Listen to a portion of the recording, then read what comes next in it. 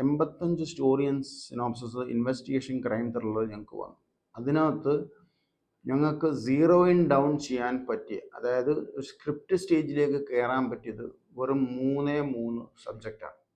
ഇപ്പോഴത്തെ ഏറ്റവും വലിയ പ്രത്യേകത എന്തെന്ന് വെച്ചാൽ ഇൻസിഡൻറ്റിനെ കുറിച്ച് വളരെ ചെറിയ രീതിയിൽ പരാമർശിക്കുന്നു. തിയേറ്ററിൽ ഇരിക്കുന്ന പ്രേക്ഷകന് ഇൻവെസ്റ്റിഗേഷൻ ഓഫീസറിൻ്റെ ഫാമിലി കാര്യങ്ങൾ അതൊക്കെ പഴയ രീതിയിലുള്ള മേക്കിങ്ങാണ്. ഇപ്പോൾ സ്റ്റോറി ടെല്ലേഴ്സും സ്ക്രിപ്റ്റ് റൈറ്റേഴ്സിൻ്റെ അടുത്ത് എനിക്ക് പറയാനുള്ളതാണ്, നിങ്ങളുടെ ആ സബ്ജക്റ്റ് ചിലപ്പോൾ ഇവിടെ വർക്കൗട്ട് ആവത്തില്ല. ഇപ്പം ഞാൻ റിജക്ട് ചെയ്തു എന്ന് പറഞ്ഞ് നിങ്ങൾ വിചാരിക്കണ്ട.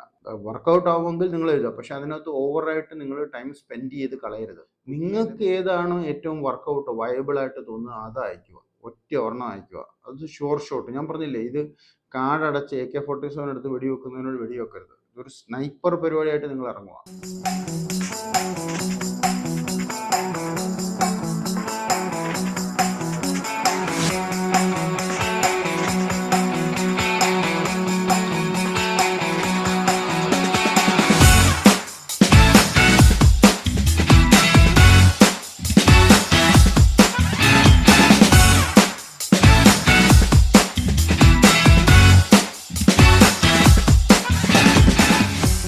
Welcome back to the episode friends. അപ്പോൾ ഇന്ന് നമ്മൾ കവർ ചെയ്യാൻ പോകുന്ന വിഷയം എന്ന് വെച്ചാൽ ഈ സ്റ്റോറി ആൻഡ് സ്ക്രിപ്റ്റിന് ഞാൻ കഴിഞ്ഞ ഒരു 2-3 വീക്സ് മുമ്പ് ഒരു ത്രില്ലർ, അത് ഇൻവെസ്റ്റിഗേഷൻ ക്രൈം ത്രില്ലറിനെ കുറിച്ച് റിക്വസ്റ്റ് ചെയ്തിട്ടുണ്ടായിരുന്നു.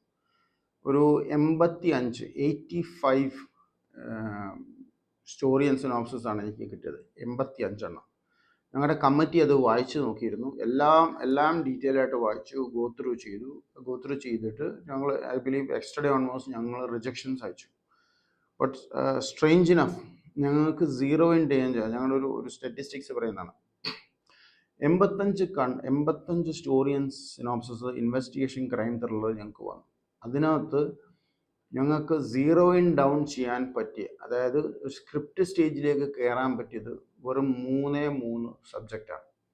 ആ 3 സബ്ജക്റ്റിൽ ഞങ്ങൾ വായിച്ചു നോക്കിയപ്പം പ്രെഡിക്റ്റബിലിറ്റി കാരണം ഞങ്ങൾക്ക് സെക്കൻഡ് റൗണ്ട് റിജക്ഷൻ പോയത് 2 സബ്ജക്റ്റ്. അവസാനം 40% ഹുക്കിംഗ് സ്റ്റോറിയുള്ള ഒരു സബ്ജക്റ്റാണ് ഞങ്ങൾക്ക് ചൂസ് ചെയ്യാൻ പറ്റിയത്. കാരണം 60% ശരിയല്ല, അത് റീറൈറ്റ് ചെയ്യണം. അത് കൊണ്ടുവന്ന ആളുടെ അടുത്ത് ഞാൻ പറഞ്ഞിട്ടുണ്ട്, അതായത് റൈറ്ററും ഡയറക്ടറോട് ഒരുമിച്ച് പോവാ, അതിൻ്റെ സജഷൻസ് ഞാൻ പറഞ്ഞിട്ട് അത് എങ്ങനെ 60% ഒന്ന് എലിവേറ്റ് ചെയ്ത് ഒരു പ്രോപ്പർ ത്രില്ലറാക്കി മാറ്റാം എന്നുള്ള രീതിയിൽ ഞാൻ സംസാരിച്ചിട്ടുണ്ട്. അപ്പോൾ എനിക്കിതിനകത്ത് കവർ ചെയ്യാനുള്ളത് ഈ സ്റ്റോറി ടെല്ലേഴ്സിൻ്റെ അടുത്താണ്. നമുക്ക് ഒരു ത്രില്ലർ, അതായത് ഇപ്പോൾ ഇൻവെസ്റ്റിഗേഷൻ ക്രൈം ത്രില്ലർ ആയാലും എനി ത്രില്ലർ ആയാലും നമുക്ക് രണ്ട് രീതിയിൽ നമുക്കത് ചെയ്യാം. സിമ്പിളായിട്ട് പറഞ്ഞാൽ, നമുക്ക് വലിയൊരു ആർട്ടിസ്റ്റ് ഉണ്ട് കയ്യിൽ. അതായത് ഇപ്പോൾ നമുക്ക് മമ്മൂട്ടിയുടെ ഡേറ്റ് ഉണ്ടെന്ന് വെച്ചു. മമ്മൂക്കയുടെ ഡേറ്റ് ഉണ്ടെങ്കിൽ നമുക്ക് വളരെ ഔട്ട്സ്റ്റാൻഡിങ് സ്റ്റോറി ഒന്നും വേണമെന്നില്ല. ഒരു മിനിമം ബഡ്ജറ്റിൽ മമ്മൂട്ടിയുടെ ഇത് വെച്ചിട്ട് ഒരു ഇൻവെസ്റ്റിഗേഷൻ ക്രൈം, ഉദാഹരണമായി കണ്ണൂർ സ്ക്വാഡ് പോലൊരു സബ്ജക്റ്റ് നമുക്ക് വന്നു, മമ്മൂക്ക അഭിനയിക്കുന്നു. നമുക്കത് വെച്ചിട്ട് നമുക്ക് ചെയ്തെടുത്തിട്ട് നമുക്ക് എങ്ങനെയൊക്കെ ഓടിച്ചെടുക്കാൻ പറ്റും.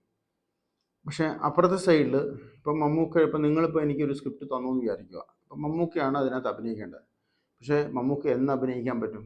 കാരണം he has got commitments, right? So based on his commitments നിങ്ങൾക്ക് ആ പടം ചെയ്യണമെങ്കിൽ ചിലപ്പോൾ 1, 2, 3 വർഷം നിങ്ങൾക്ക് വെയിറ്റ് ചെയ്യേണ്ടി വരും. ഞാനിത് ഡയറക്ടേഴ്സിൻ്റെ അടുത്തും സ്ക്രിപ്റ്റ് റൈറ്റേഴ്സിൻ്റെ അടുത്തുമാണ് ഈ എപ്പിസോഡ് ഞാൻ പറയുന്നത്.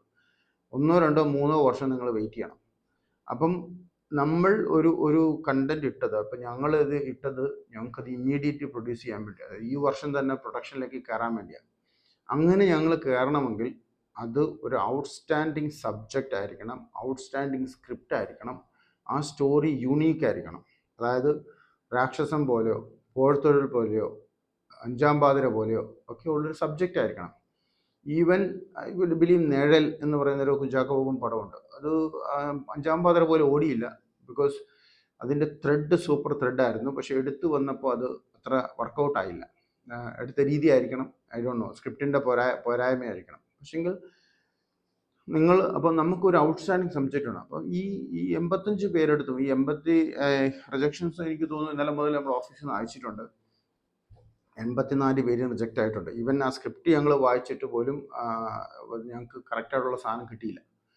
അപ്പം ത്രില്ലർ നിങ്ങൾ എഴുതുന്ന എല്ലായിടത്തും ഒരു കാര്യം പറയുന്നത് വെച്ചാൽ, നമ്മളൊരു 5 വർഷം മുമ്പുള്ള ത്രില്ലർ സ്റ്റൈൽ, അതായത് ക്രൈം ത്രില്ലർ സ്റ്റൈലല്ല ഇപ്പം. ഇപ്പോഴത്തെ ഏറ്റവും വലിയ പ്രത്യേകത എന്തെന്ന് വെച്ചാൽ ഇൻസിഡൻറ്റിനെ കുറിച്ച് വളരെ ചെറിയ രീതിയിലേ പരാമർശിക്കത്തുള്ളൂ. ഉദാഹരണം പറഞ്ഞാൽ 2 മണിക്കൂറിൻ്റെ ഒരു പടത്തിനകത്ത് നമ്മൾ ഇൻസിഡൻറ്റ് കാണിക്കുന്നത് ഒരു 10 മിനിറ്റ് ആയിരിക്കും മാക്സിമം. അത് ഇൻ്റർകട്ട് ചെയ്ത് നോൺ ലീനിയർ ആയിട്ട് പലയിടത്തും നമ്മൾ വീണ്ടും വീണ്ടും റീകട്ട് ചെയ്ത് കാണിക്കത്തേ ഉള്ളൂ. പക്ഷേ ഇൻസിഡൻറ്റ് ഒരു 10 മിനിറ്റേ കാണത്തുള്ളൂ. ബാക്കിയുള്ള ഭൂരിപക്ഷവും അതായത് 90% ഇൻവെസ്റ്റിഗേഷനിലാണ് ഫോക്കസ് ചെയ്തേക്കുന്നത്. നിങ്ങളത് നോക്കിയാൽ നിങ്ങൾ അടുത്തിടയ്ക്ക് ഓടിയ എല്ലാ പടങ്ങളും നോക്കി അറിയാം. അപ്പോൾ ഈ അടുത്തിടയ്ക്ക് ഇറങ്ങിയ അന്വേഷിപ്പിങ് കണ്ടെത്തും, അത് കണ്ടാലും അറിയാം. നിങ്ങൾ ഇൻസിഡൻറ്റ് നോക്കുക. ഇൻസിഡൻറ്റ് വളരെ ചെറിയ ഒരു മൈന്യൂട്ട് ഇൻസിഡൻ്റ് ആണ്. ആ മൈന്യൂട്ട് ഇൻസിഡൻറ്റ് മാത്രമാണ് അത് പറയുന്നത്. അതും 5 മിനിറ്റല്ലേ കാണിക്കുന്നുള്ളൂ. അന്വേഷിപ്പിങ് കണ്ടെത്തുന്നതിനകത്ത് സെക്കൻഡ് സ്റ്റോറി നിങ്ങളൊന്ന് കണ്ടു നോക്കുക. അതിനകത്ത് ഇൻസിഡൻറ്റ് ഇല്ലെന്ന് തന്നെ പറയാം. ഒരു ചെറിയ ഇൻസിഡൻറ്റ്, മറ്റേ ആ പെൺകുട്ടി തലയിടിച്ച് കാണാത്തവർ പോയി കാണുക, ആ പെൺകുട്ടീനെ ഇടിപ്പിക്കുന്നു, അവിടെ വീഴുന്നു, ഒളിച്ചോടാൻ പോകുന്ന പെൺകുട്ടിയുടെ തലയിടിപ്പിക്കുന്നു, വീഴുന്നു. അതാണ് ഇൻസിഡൻറ്റ്. പക്ഷേ ഇൻവെസ്റ്റിഗേഷനാണ് ടൈം കൊടുക്കുന്നത്. അപ്പോൾ ഈ സ്ക്രിപ്റ്റ് നിങ്ങൾ എഴുതുമ്പം ഒന്ന് ഒരു ഹുക്ക് വേണം, അത് ഈ തിയേറ്ററിൽ ആൾക്കാരെ പിടിച്ചിരുത്താനുള്ള ഒരു ഹുക്ക്. രണ്ടാമത്തെ പ്രെഡിക്റ്റബിലിറ്റി. ഒരു കാരണവശാലും ഈ ത്രില്ലർ സബ്ജക്റ്റ്, ഇങ്ങനെയുള്ള ഇൻവെസ്റ്റിഗേഷൻ ത്രില്ലറിനകത്ത് വരാൻ പാടില്ലാത്ത ഒരു സാധനമാണ് പ്രെഡിക്റ്റബിലിറ്റി. അതായത് നെക്സ്റ്റ് എന്ത് സംഭവിക്കാൻ പോകുന്നു, ആരായിരിക്കാം ഇത് ചെയ്തത്, ഇങ്ങനെയുള്ള പ്രെഡിക്റ്റബിലിറ്റി വരാൻ പാടില്ല. പിന്നെ ഇൻസിഡൻറ്റ് പരത്തി എഴുതാൻ പാടില്ല. അതായത് ഇൻസിഡൻറ്റിന് കൂടുതൽ ഫോക്കസും ഇൻവെസ്റ്റിഗേഷന് ചെറിയ ഫോക്കസും കൊടുക്കുന്നൊരു പരിപാടി, അത് നിങ്ങൾ ഒഴിവാക്കുക. കഴിവതും ഇൻവെസ്റ്റിഗേഷൻ ഓഫീസറിന് എല്ലാവരും ചെയ്യുന്നത് എങ്ങനെയാണെന്ന് വെച്ചാൽ, പുള്ളിക്കാരനൊരു ഫാമിലി, അവർക്ക് കുറേ കുട്ടികൾ, അവർ തമ്മിലുള്ള റിലേഷൻഷിപ്പ്, അവരുടെ ഒരു ഫാമിലി ഹിസ്റ്ററി കാണിക്കുക, ഫാമിലി സ്റ്റോറി കാണിക്കുക. ഇതിൻ്റെ ഒന്നും ആവശ്യമില്ല. കാരണം നമുക്ക് വേണ്ടുന്നത് ഒരു ഇൻവെസ്റ്റിഗേഷൻ ക്രൈം ത്രില്ലറാണ്. അതിന് നമുക്ക് ഒരു ക്രൈം നടന്നിട്ടുണ്ട്, അത് എങ്ങനെ അവർ ഇൻവെസ്റ്റിഗേറ്റ് ചെയ്ത് തെളിയിക്കുന്നു, അതിൻ്റെ സർപ്രൈസ് എലമെൻറ്റ്സ് എന്താണ്, പ്രെഡിക്റ്റബിലിറ്റി ഇല്ലാതാക്കുക. തിയേറ്ററിൽ ഇരിക്കുന്ന പ്രേക്ഷകന് ഇൻവെസ്റ്റിഗേഷൻ ഓഫീസറിൻ്റെ ഫാമിലി കാര്യങ്ങൾ അതൊക്കെ പഴയ രീതിയിലുള്ള മേക്കിങ്ങാണ്. ഇപ്പോഴത്തെ ഒരു സ്റ്റൈൽ എന്ന് പറഞ്ഞു കഴിഞ്ഞാൽ സ്ട്രെയിറ്റ് ത്രൂ കാര്യം പറയുക, ഇൻവെസ്റ്റിഗേഷൻ ഫോക്കസ്ഡ് ആയിരിക്കണം. അപ്പോൾ എനിക്ക് ഞങ്ങൾ റിജക്ഷൻ കിട്ടിയെന്നറിയാം, നിങ്ങൾക്ക് അത് കിട്ടിക്കാണും. നിങ്ങളുടെ അടുത്ത് എല്ലായിടത്തും പറയാനുള്ളതെന്ന് വെച്ചാൽ, നിങ്ങളുടെ സ്റ്റോറി ഒന്ന് റീവർക്ക് ചെയ്ത് നിങ്ങൾ ആ ഇൻവെസ്റ്റിഗേഷൻ പർപ്പസ് ഒരു എലമെൻ്റ് എടുത്തിട്ട് അതിനെ നിങ്ങൾ വികസിപ്പിച്ചെടുത്ത് അതിൻ്റെ പോസിബിലിറ്റി. പിന്നെ ചില ആൾക്കാരൊക്കെ എഴുതി വെച്ചേക്കുന്നത് ഒരു ലീഗാലിറ്റിയും ഇല്ലാത്ത രീതി, അതായത് റിസർച്ച് നിങ്ങൾ ചെയ്തിട്ടില്ല എന്ന് അത് വായിക്കുമ്പോൾ അറിയാം, അതിനെക്കുറിച്ച് നിങ്ങൾ ഡീറ്റെയിൽഡ് റിസർച്ച് ചെയ്തിട്ടില്ല എന്നുള്ളത്. അപ്പോൾ ഡീറ്റെയിൽഡ് റിസർച്ച് ചെയ്യണം. പ്രത്യേകിച്ചും നിങ്ങൾക്കൊരു ഓപ്പർച്യൂണിറ്റി കിട്ടിയിട്ട് നിങ്ങളൊരു പ്രൊഡക്ഷൻ ഹൗസിലേക്ക് സബ്മിറ്റ് ചെയ്യുവാണ്. ഇത് 4-5 പേരാണ് ഇത് വായിക്കുന്നത്. അപ്പം പല ആൾക്കാരും സീനിയേഴ്സാണ്. അപ്പോൾ അവരിത് വായിക്കുമ്പോൾ അവർക്ക് മനസ്സിലാവും നിങ്ങളത് റിസർച്ച് ചെയ്തതാണ് ഇങ്ങനെയുള്ള ക്രൈം ഇൻവെസ്റ്റിഗേഷൻ എഴുതി വെച്ചേക്കുന്നത്.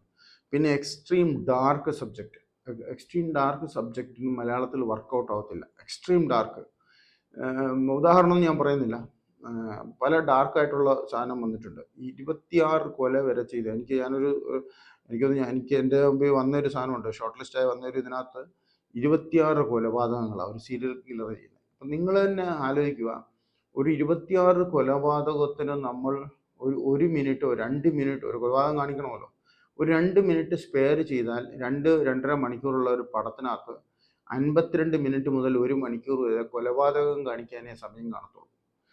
അപ്പം അങ്ങനെയുള്ള കാര്യങ്ങൾ ശ്രദ്ധിക്കുക. നിങ്ങൾ സീരിയൽ കില്ലറിനെ കാണിക്കുന്ന കുഴപ്പമില്ല, പക്ഷെ അതൊരു ഏറ്റവും വലിയ കൊലപാതകം ചെയ്ത സീരിയൽ കില്ലർ വരെ 9 പേരെയോ 10 പേരാണ്ട് കൊന്നിട്ടുള്ളൂ.